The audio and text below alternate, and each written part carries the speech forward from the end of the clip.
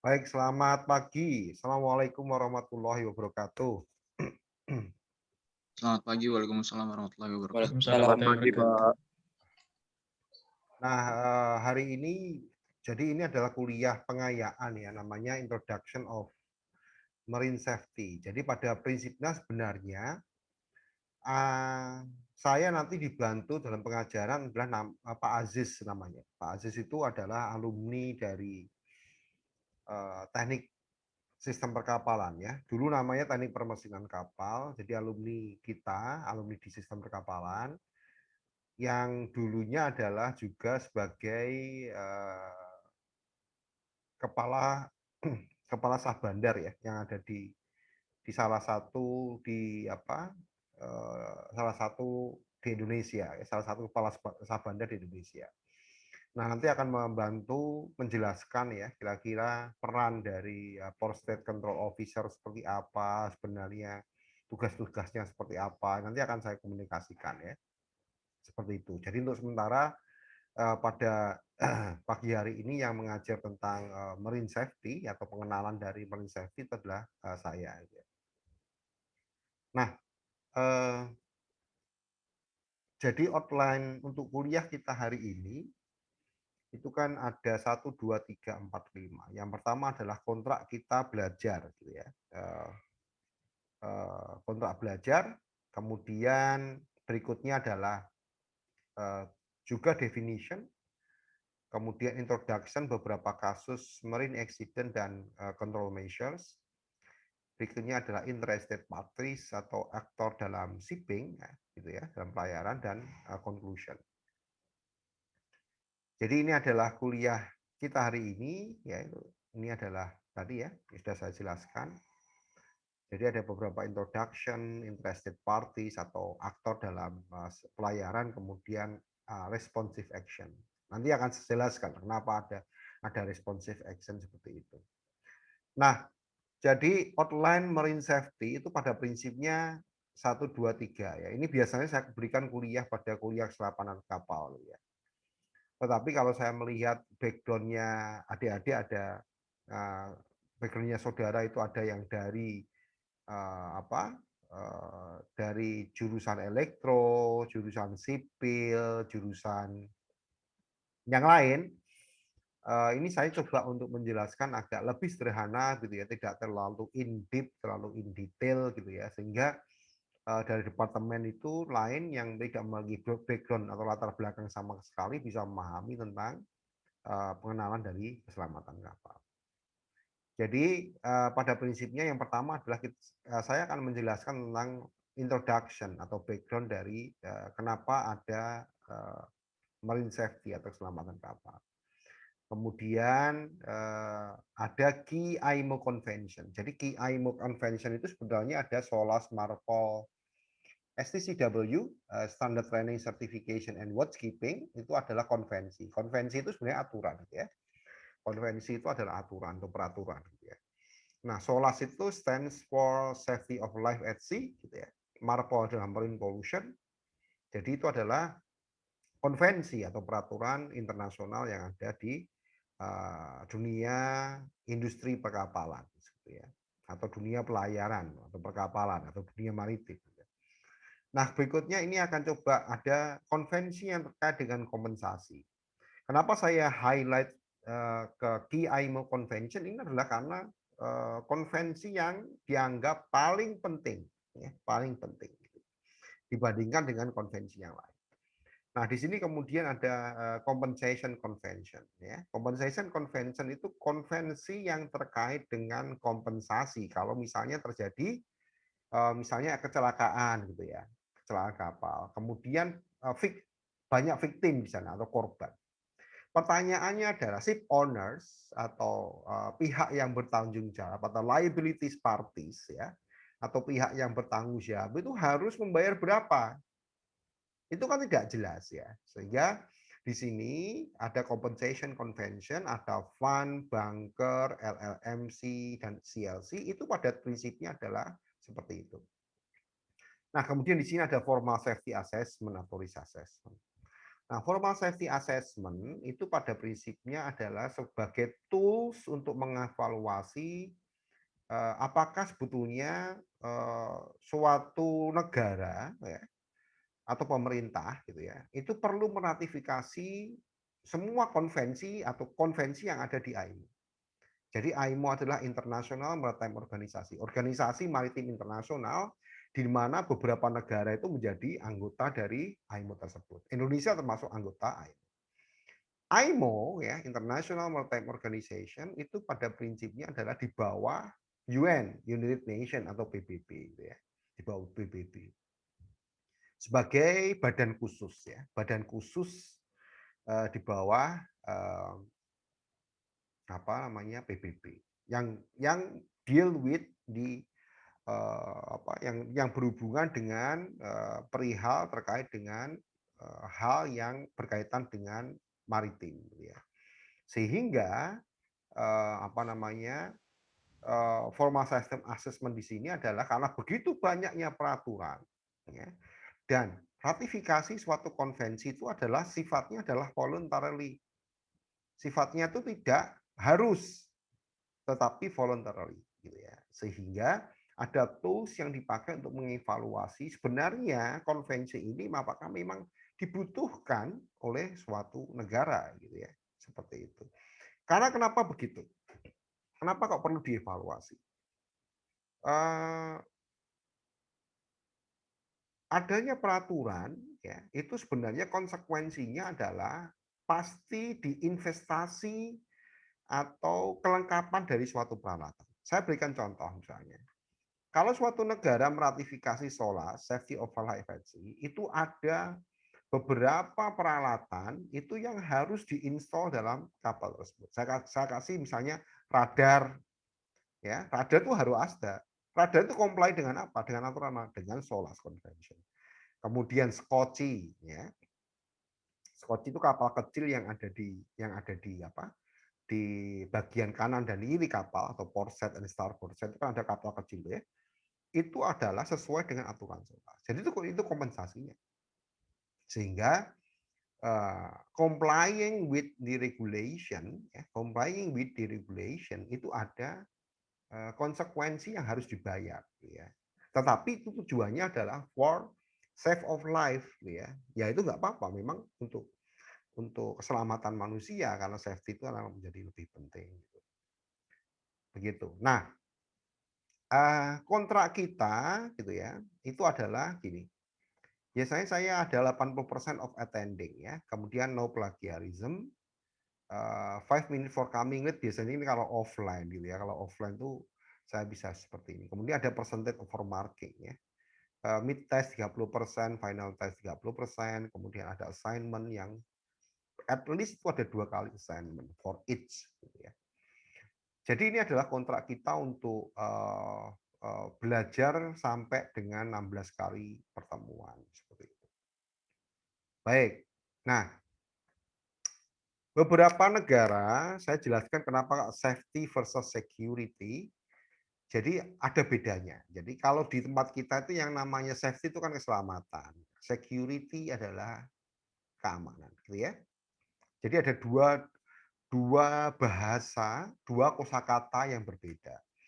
Beberapa negara itu memiliki kosakata yang sama antara safety dan security, tapi kita dibedakan. Nah, menurut media ya, itu dikatakan safety itu maritime safety adalah protection against accident at sea. Jadi kalau kita bicara mengenai keselamatan, safety itu lebih ke protection terhadap kecelakaan. Ya, perlindungan terhadap kecelakaan di laut yang mungkin disebabkan oleh substandard ships, jadi kapal yang substandard yang tidak dengan comply dengan aturan ya. Yang tidak punya skoci, tidak punya apa radar dan sebagainya itu bisa dikatakan dengan substandard. Definisi substandard itu is not complying with the regulation. Oke, ya. Kemudian di sini ada unqualified crew dan atau operator error. Ya, itu adalah marine safety. Jadi kalau maritime safety itu concern di proteksi terhadap accident at sea. Nah, bagaimana dengan security? Ya, maritime security, protection against terrorist attack, sabotage, piracy, dan other security incident. Jadi kalau misalnya ada eh, apa namanya kapal yang mencuri ikan is relating to the security, is not relating to maritime safety. Ya, tidak berhubungan dengan maritime safety.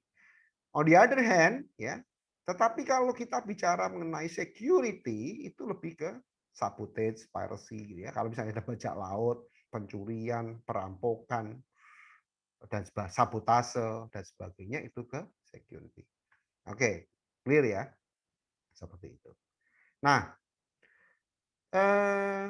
kenapa saya sekarang adalah pertanyaan kenapa safety is very important ya. Jadi kalau misalnya ada accident, ya, accident itu ya, ini kompensasinya banyak. Kompensasinya itu bisa accident itu ke ship ya, ke apa namanya kerugian pada properti, ya, human life, ya, bisa banyak apa namanya terkait dengan manusia itu jiwa manusia, keselamatan keselamatan manusia atau misalnya apa namanya fatalities daripada manusia. Jadi terkait dengan ini. Jadi kalau kita lihat kecelakaan banyak orang yang tewas gitu ya, kita juga sedih ya karena sehingga ini accident jadi apa namanya keselamatan itu menjadi sesuatu yang sangat penting karena konsekuensinya besar. Konsekuensinya ke manusia, ke human life, ke kapalnya, ya, propertinya, ke lingkungan, ya. Ke lingkungan juga banyak gitu kan. Ke lingkungan kalau misalnya terjadi pencemaran, ya, banyak ikan yang mati gitu ya. Ya, kemudian apa namanya mengganggu lingkungan sehingga akan berhubungan dengan apa namanya kehidupan yang di laut itu padahal padahal banyak ikan yang menjadi konsumsi dari manusia. Jadi banyak hubungannya gitu ya. Kemudian ke industri ya. Ke industri juga memberikan imbas. Juga ke waterway. Ya, waterway ini kalau misalnya ada kecelakaan gitu ya, itu kan mengganggu ya, kecelakaan misalnya ada di alur pelayaran, itu kan sangat mengganggu dari eh, apa namanya? Sangat mengganggu proses pelayaran yang ada di kapal. Perjalanan yang ada di kapal tersebut. Jadi safety itu menjadi sangat penting karena menyebabkan kecelakaan, bisa menyebabkan memberikan kecelakaan, kemudian konsekuensinya itu banyak. Gitu. Sehingga kenapa kok banyak regulasi begitu banyak? Karena tujuannya adalah untuk mencegah agar tidak terjadi kecelakaan. Karena konsekuensinya menjadi sangat besar. Seperti itu. Ya. Jadi safety is very important issues. Nah, mari kita lihat ya um, um, the great marine accident in the world ya. Kita lihat marine accident in the world ya. Walaupun kita tahu kemarin itu banyak sekali kecelakaan ya yang ada di Indonesia ya. Kapal feri sudah sampai di pelabuhan, sudah sampai di dermaga, guling dan sebagainya. Itu salah satu contoh. Tapi dan itu pun masih selalu ada kecelakaan. Nah, kalau kita melihat ada beberapa kecelakaan, ya ini adalah the great marine accident in the world. Jadi kecelakaan yang memberikan imbas besar, yang akhirnya konsekuensinya itu adalah ke perubahan peraturan. Hampir semua perubahan aturan itu dasarnya dari kecelakaan.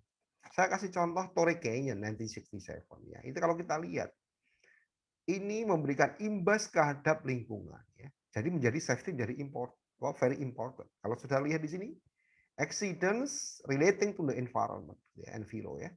Nah, sehingga di sini juga environment and seabird. Jadi kalau kita lihat seabird itu kan juga lingkungannya, juga kehidupan kehidupan dari binatang laut gitu ya.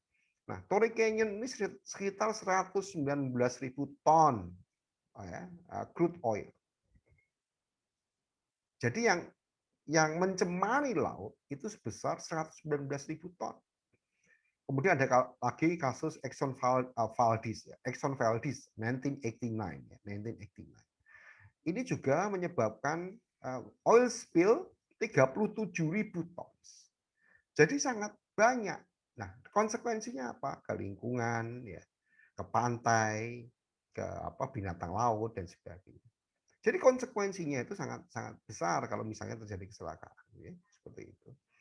Nah, kemudian ini beberapa kasus di Indonesia ya, ini kasih kasus kalau mungkin kalau, eee, apa, kalau kenal dengan Iwan Fals itu kan ada lagu Tampomas ini ya. Ini kan ada 1.442 orang yang, apa namanya, penumpang yang menjadi victim itu adalah 431 orang. Dan masih banyak lagi ya, Ternate Prima ya, 2009 ya. Kemudian ini orang orang Medan nanti 1948 dan banyak lagi kecelakaan yang terjadi di Indonesia. Sampai sekarang masih terjadi. Jadi itu, menjadi persoalan besar ya. Ini juga, Bau Gajaya tenggelam, itu juga kecelakaan. Jadi banyak sekali kecelakaan yang memang apa, harus menjadi perhatian khusus. Nah, eee Nah, sekarang bagaimana sebetulnya ini adalah how international regulation was improved. Bagaimana sebetulnya peraturan internasional itu berkembang, berubah gitu ya, menjadi lebih baik.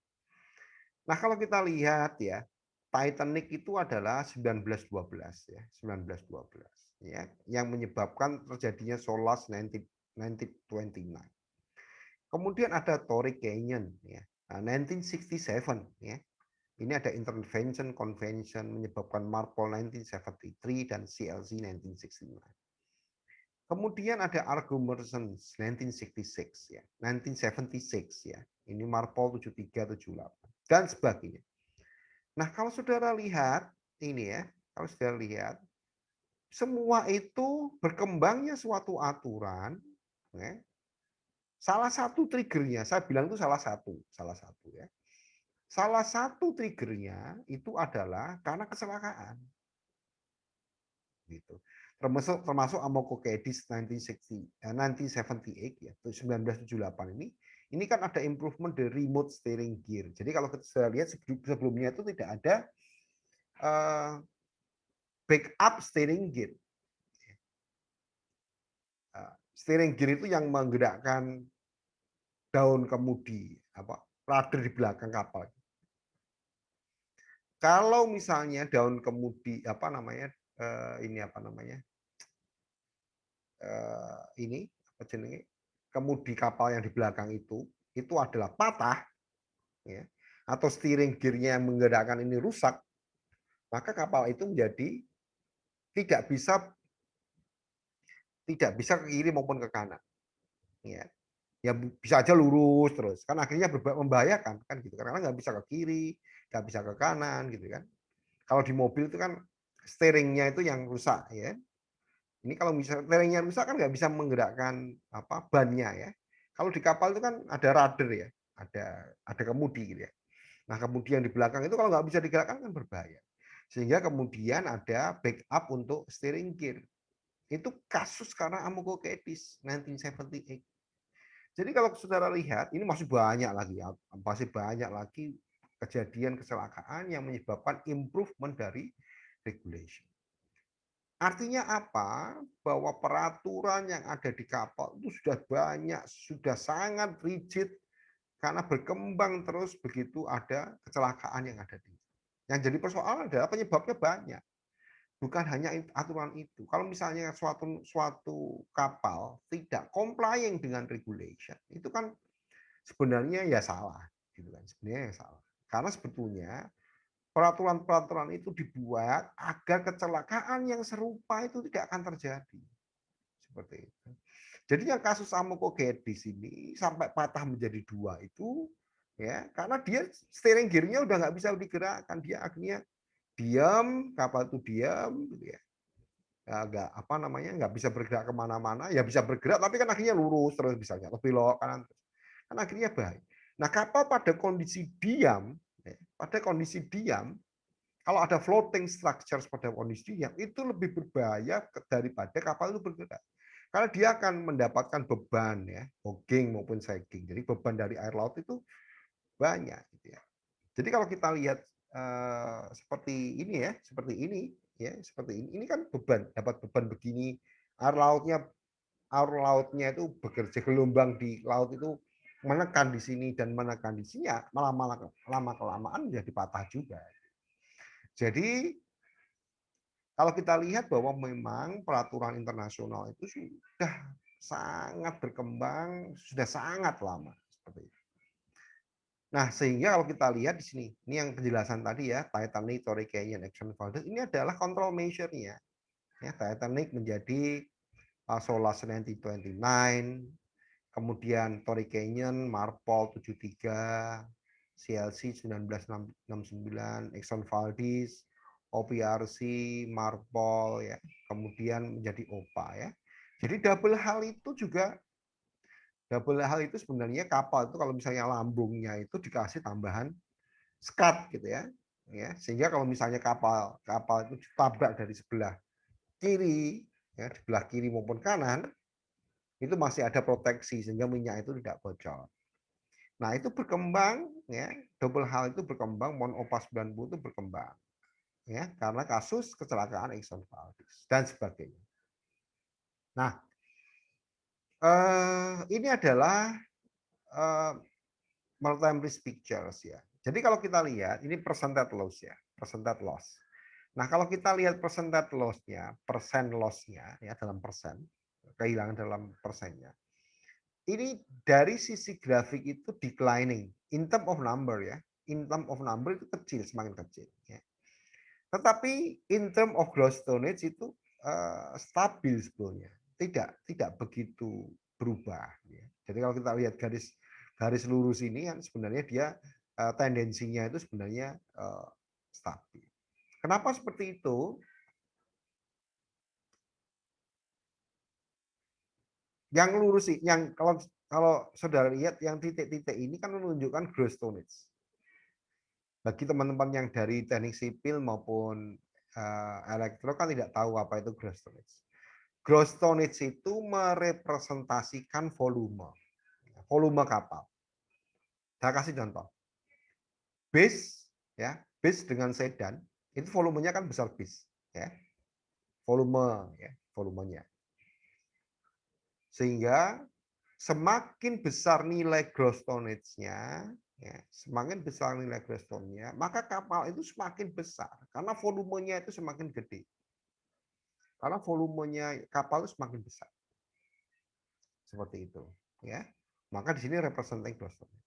Nah, yang menarik ketika number of ship declining, jumlah number of ship declining, tetapi kalau kita lihat dari sisi GT itu tetap cenderung sama, itu menunjukkan ya bahwa kapal tendensi kapal itu semakin lama semakin besar.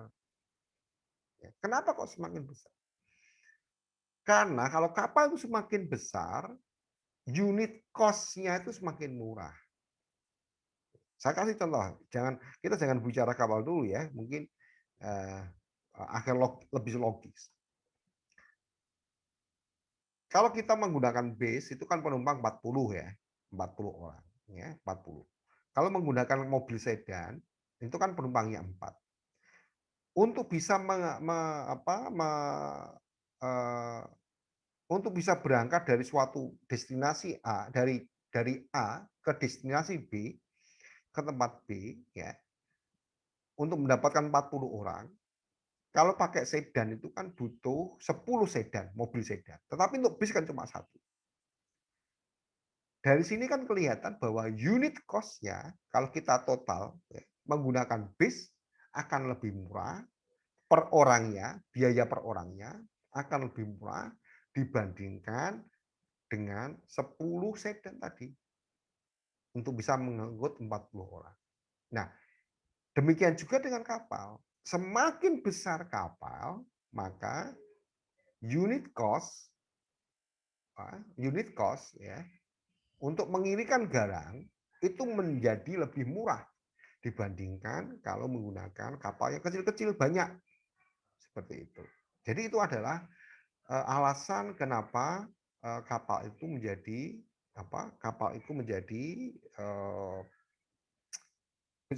cenderung besar ya dibandingkan dengan yang dulu-dulu. Tetapi batasannya apa? Kapal itu tidak bisa sangat besar.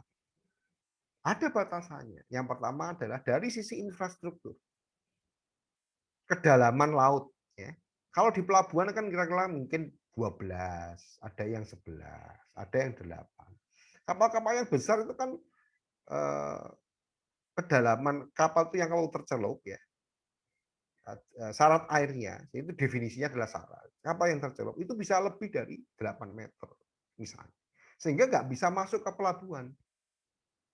Padahal ada kill clearance yang harus diikuti agar kapal tersebut tidak kandas. Itu salah satu contoh ya. Kemudian fasilitas pelabuhan dan sebagainya. Sehingga tidak bisa kapal itu sangat besar sekali, itu nggak bisa. Pasti ada batasan ya. Ada batasan bahwa ada batasan bahwa kapal itu besarnya harus berapa. Seperti itu. Nah, ini beberapa kasus ya. Ini saya ambilkan dari sini tahun cukup lama. Jadi ini adalah distribution of annual average rates ya. Fires ya, kalau kita lihat kapal tankers, fire lebih besar, bulk carriers dan sebagainya. Tapi kalau kita lihat yang menarik, ini kapal tanker itu ngangkut minyak ya, kontainer ya, ngangkut kontainer. Bulk carrier itu ya kapal curah ya. Jadi dicurahkan muatan itu. Nah, ini bulk carriers. Jadi kalau kita lihat bulk carriers itu persoalannya adalah di mechanical problem dan hull problem. Ini coba kita lihat. Kenapa kok bulk carriers persoalannya adalah di uh, di mechanical problem atau hull problem. Nanti ya. Atau kita ini bulk carriers ya. Ini adalah konstruksinya ya. Ini konstruksi di dalam ruang muat ya, di dalam ruang muat. Jadi ini ada ini plat ya, ini ada penguat begitu ya. Ini kan ada penguat ya. Ya, ini kan satu ya, side cell plating. Jadi plat ya, ini plat. Plat besi ya, ini plat besi. Ya, kemudian dua ini adalah ya, ini ada connection di sini ya. Oke. Nah, ini ada connection bulkhead ya. Ini bulkhead skat ya, namanya skat ya. Kemudian ini adalah lagi, ini ada lagi ya. Side cell ini ada connection. Jadi ini ada frame, ada kerangka-kerangka ya. Jadi ini dilas gitu ya. Nah, yang menjadi masalah ini adalah crack biasanya. Ini ada crack. Ya. Sehingga di sini menjadi persoalan di sini ya. Seperti ini. Jadi kalau kita sudah lihat ini adalah kondisi di dalam kapal curah ya. Nah, kalau sudah lihat ini manusia kecil ya. Ini kapal besar. Jadi kalau sudah lihat ini di sini frame-nya, ini kan lepas ya. Jadi kalau sudah lihat ini lepas ini frame-nya. Ini lepas. Jadi ini juga begini, ini lepas gitu kan. Ini lepas gitu. Jadi strength of side cell web frame. Jadi ini web frame ya. Ini kan kalau kita lihat ya begitu. Ada yang lepas kan dilaskan ini. Nah, kemudian inilah side structures-nya. Jadi ini setengahnya ya, seperti itu. Ini penguatnya. Jadi kapal plat itu kan nggak boleh hanya plat saja. Kalau nggak ada ini kan nanti nggak kuat gitu kan. Ini penguat. Nah, demikian juga ini. Ini adalah bulk carrier. Jadi ada unloading problem di sini.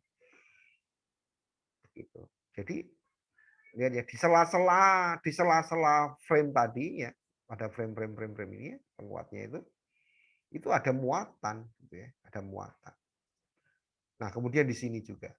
Jadi kalau seperti ini kan ada potensi korosi, crack dan sebagainya. Sehingga yang jadi persoalan adalah di hal problem.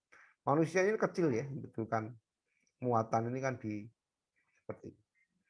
Nah, sehingga kemudian kalau saudara lihat di sini, ya, kapal itu kan mengalami yang disebut dengan hogging maupun sagging. Ya, jadi gelombang laut itu, ya, ini kalau gelombangnya begini, ya, kalau gelombangnya begini maka menyerangnya ke sana. Kalau gelombangnya begini, gitu ya, gelombangnya begini ada menyerang di sini dari sini. Maka ini yang disebut dengan hogging, dan ini adalah sagging.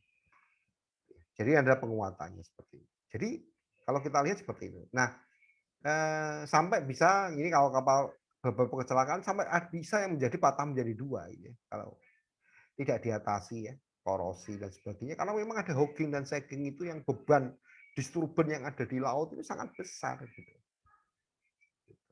Ya. Nah, sebenarnya apa sih,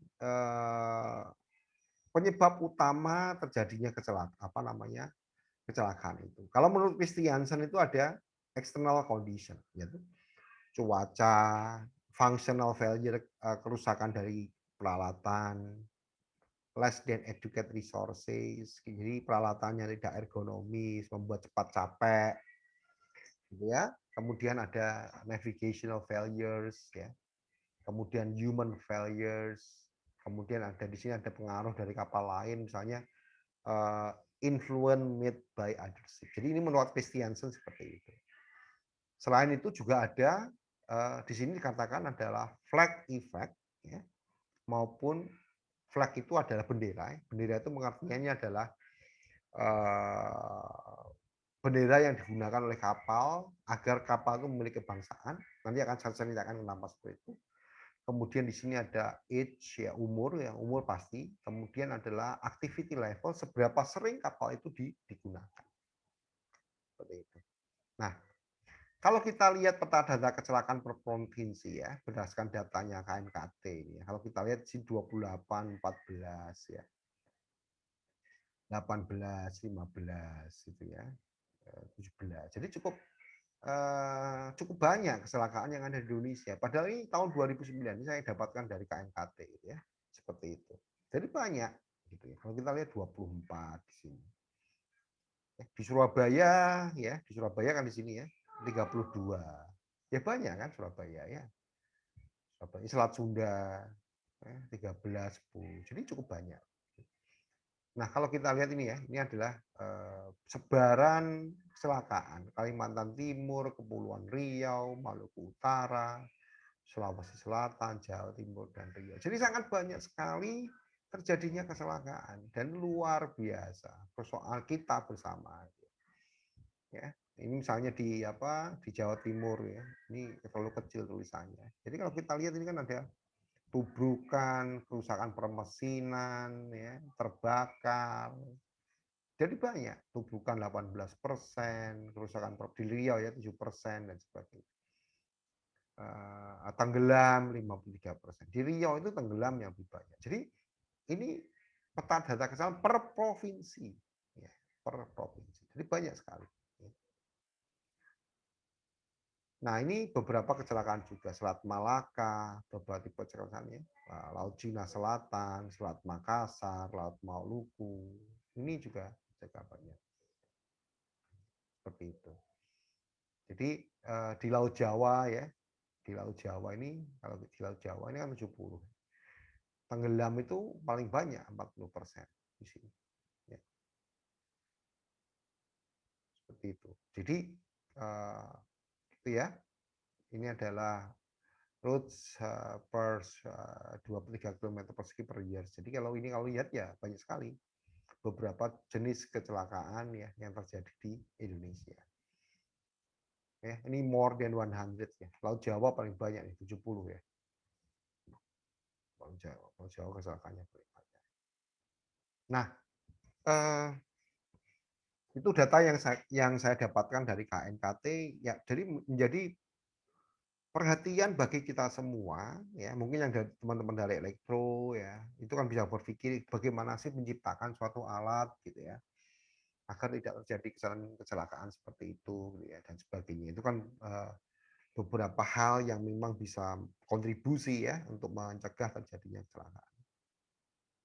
Nah, sekarang sebenarnya pihak yang terkait dengan keselamatan kapal siapa saja? Yang pertama adalah port states ya, negara pelabuhan. Saya jelaskan.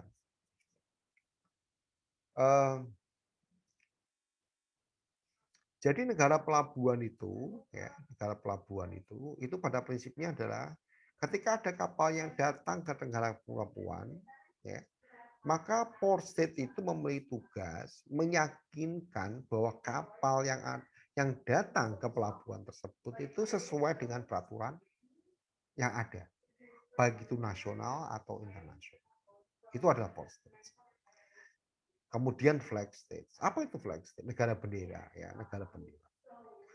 Negara bendera itu, ya, itu memiliki tanggung jawab. bahwa kapal yang menggunakan bendera ini, jadi kapal itu harus diregistrasi ke negara bendera. Kapal itu harus terregistrasi di negara bendera. Kapal itu harus terregistrasi.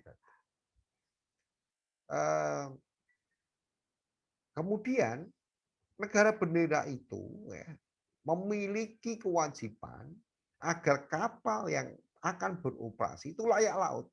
Caranya bagaimana? Ya dengan melakukan survei kondisi kapal yang semua kapal yang menggunakan negara bendera tersebut. Ya. Nah, di sini kalau kita lihat ada classification society atau badan klasifikasi. Badan klasifikasi di Indonesia namanya BKI, Badan Klasifikasi Indonesia. Badan klasifikasi yang di Jepang namanya adalah Nippon Kyoji Kyokai atau NK. Badan klasifikasi yang di Amerika namanya adalah ABS. Badan klasifikasi yang ada di Korea adalah Korean Register Society dan sebagainya ya, banyak klasifikasi. Nah, badan klasifikasi itu memiliki kalau misalnya kapal itu diregistrasikan ke badan klasifikasi, maka badan klasifikasi akan melakukan survei apakah kapal itu sesuai dengan peraturannya Classification Society. Ya. Jadi pada prinsipnya ada dua mainstream peraturan. Peraturan yang dimiliki oleh negara bendera di sini, atau biasanya tadi disebut adalah peraturan statutory, itu adalah pada prinsipnya ada peraturan yang dimiliki oleh negara atau pemerintah. Dalam pemerintah. Nah, classification society di sini, ya, classification society di sini adalah itu kaitannya dengan asuransi. Jadi lebih terkait dengan kekuatan kapal, permesinan, ya, dan sebagainya itu di classification society. Makanya biasanya sertifikatnya itu kaitannya sama hull and masonry kalau classification society. Gitu ya. Nah, classification society itu kaitannya sama asuransi. Ya. Jadi asuransi itu biasanya kayak gini ya. Asuransi itu kan kalau mau menerima kapal itu asuransi kan harus mengetahui kondisi fisik kapal tersebut. Kondisi fisik kapal tersebut itu bagaimana? Baik apa tidak? Masih baik apa tidak? Bagaimana agar tahu bahwa kapal itu baik apa tidak? Ya berdasarkan hasil survei yang dilakukan oleh classification society dalam berupa sertifikat bahwa kapal itu sudah dikelaskan. Kalau sudah kapal itu dikelaskan, berarti ada jaminan bahwa kapal itu adalah baik atau layak dari sisi konstruksi maupun. Nah, kalau flag state itu mainly biasanya kaitannya sama keselamatan maupun keamanan. Jadi peraturan SOLAS, Marpol dan sebagainya, bagaimana pencegahan pencemaran, itu peraturan-peraturan yang dimiliki oleh negara bendera atau peraturan statutory. Maka ini memberikan kontribusi terkait dengan keselamatan kapal. Ya, seperti itu.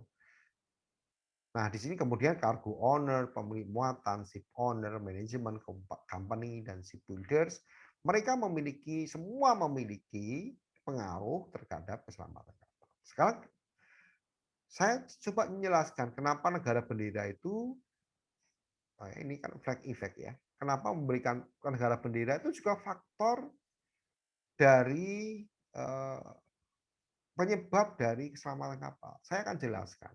Saya skip ya. Sebenarnya ada tantangan ketika memilih bendera ya. Yang pertama adalah terkait dengan there is a problem. There are problem for choosing flag ya. There are problem. Ya. Dalam ini flag states ya. Jadi pada prinsipnya ada traditional flag dan juga ada flag of convenience, flag of necessity, shadow flag, chip flag, and open registry. Jadi itu ada traditional flag maupun ini. Ya. Nah, traditional flag itu Indonesia itu yang mengikuti traditional flag. Indonesia adalah salah satu yang mengikuti skema atau rezim traditional flag. Jadi traditional flag itu biasanya terlalu ketat ya terkait dengan ship naming. Kemudian income tax ya, income tax itu biasanya sangat tinggi, ya. Pajaknya itu tinggi. Kemudian pemilik gitu, the owner have to be citizen. Ya, pemilik itu harus merupakan warga negara. Pemilik itu harus warga negara. The owner have to be a citizen. Ya. Jadi kalau misalnya ingin registrasi ke traditional flag, maka harus berwarga negara Indonesia baru bisa meregistrasikan kapalnya pada traditional flag. Seperti itu. Jadi misalnya gini, saya ingin meregistrasikan kapal saya ke Indonesia, maka saya harus berwarga negara Indonesia, gitu kan? Ya, karena saya berwarga negara Indonesia, maka bisa meregistrasikan kapal saya di negara Indonesia. Nah, berikutnya adalah yaitu flag of convenience atau flag of necessity atau shadow flag istilahnya, cheap flag of necessity. Ini memberikan banyak kemudahan, maka dikatakan flag of convenience is very convenient, sangat mudah. Yang pertama apa kemudahannya? Flexibility for choosing crew national. Sangat fleksibel untuk memilih kru. Jadi ship manning ini ada kru ya. Ship manning di sini tidak terlalu seketat dari tradisional. Ya. Kemudian register fee and annual fee itu berdasarkan tonnage. Jadi ini berdasarkan tonase. Jadi berdasarkan volume kapal. Semakin besar maka semakin besar maka tax-nya. Tapi flat, tidak berdasarkan income. Ya, kalau kita berdasarkan income-nya banyak gitu ya. Itu menjadi tax-nya besar. Tetapi kalau misalnya flag of convenience itu hanya berdasarkan dengan volume atau tonnage. Jadi flat, walaupun income-nya besar, tax-nya tetap. Dan pemilik kapal di sini, pemiliknya tidak harus warga negara, tidak harus non citizen. Nah, mana sih negara yang offers flag of convenience? Panama, Liberia dan sebagainya itu banyak sekali. Jadi saudara bisa misalnya punya kapal bisa meregistrasikan ke Panama, ke Liberia dan sebagainya. Nah, itu adalah nah, kenapa kok ini kaitannya sama dengan kaitannya dengan apa namanya? Keselamatan, karena biasanya ada negara bendera itu yang tidak terlalu sangat tidak begitu ketat untuk memonitor kondisi kapalnya. Ya. Misalnya kapal itu tidak comply ya, tapi tidak seketat beberapa negara itu yang negara bendera itu yang sangat ketat. Gitu. Ada beberapa negara yang tidak begitu ketat. Ada lack of monitoring di sana. Ya itu adalah masalah sebetulnya. Itu adalah masalah. Itu persoalan. Ada suatu persoalan. Sehingga kalau misalnya suatu negara itu negara bendera itu tidak melakukan inspeksi dengan ketat atau survei dengan ketat, ya maka akan berimbas pada keselamatan kapal. Seperti itu. Oke. Nah, ini ya, tadi sudah saya jelaskan ship builder itu terkait dengan technical standard of vessels. Kemudian ship owners, ini tugasnya adalah memutuskan apakah standar ada di atas minimum requirement. Kemudian memilih crew, decisions, ya. Kalau cargo owner itu kaitannya sama transport services, quality and safety of vessel operation, may undertake the independent assessment dan sebagainya. Jadi ini insurance sudah saya jelaskan, classification juga sudah saya jelaskan ya. Control technical standard on behalf of insurers. Kemudian manajemen company ya. Ini responsible for crewing, operation and keep condition. Jadi kalau kita lihat di sini ya ini ya adalah tanggung jawab atau interested party dari masing-masing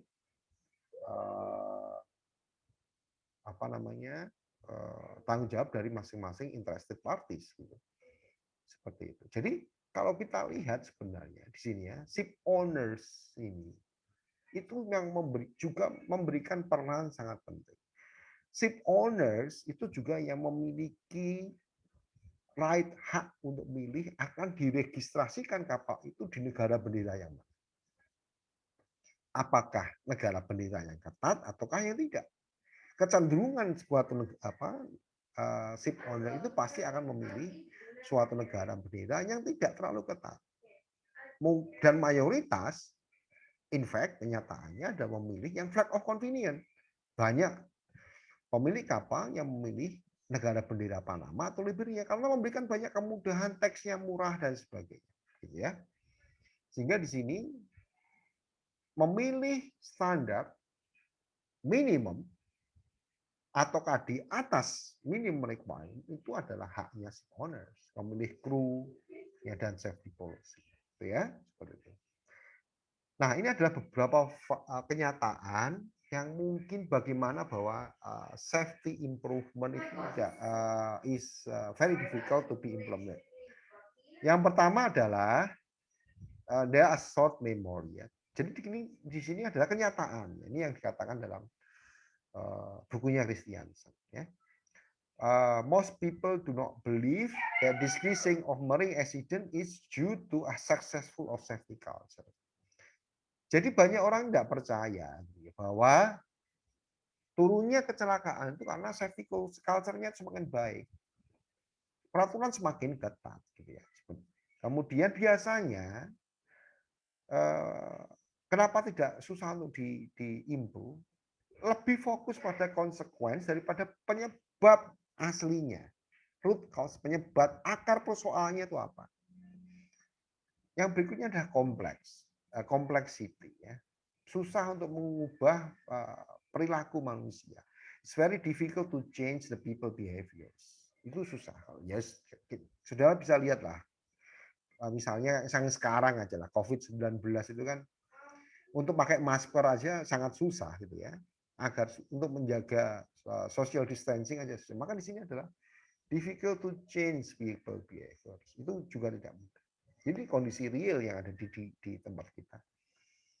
Berikutnya adalah unwillingness to change. Tidak ada keinginan untuk berubah. Sehingga bagaimana hal ini sebetulnya yang bisa kita lakukan agar safety itu adalah menjadi priority. Ya. Mungkin itu ya. Jadi kalau kita lihat dalam kesimpulan di dalam kuliah hari ini adalah yang konklusinya adalah more stringent of regulation karena marine accident. Jadi kalau saudara lihat trennya dari zaman Titanic sampai sekarang itu regulasinya semakin strict ya. Ya semakin agar ya lebih baik, tidak merusak lingkungan. Yang kedua adalah saudara sudah tahu siapa sih aktor in shipping dan pelayaran, terutama dalam keselamatan kapal, dan kemudian adalah terkait dengan principle of the flag stage. Oke,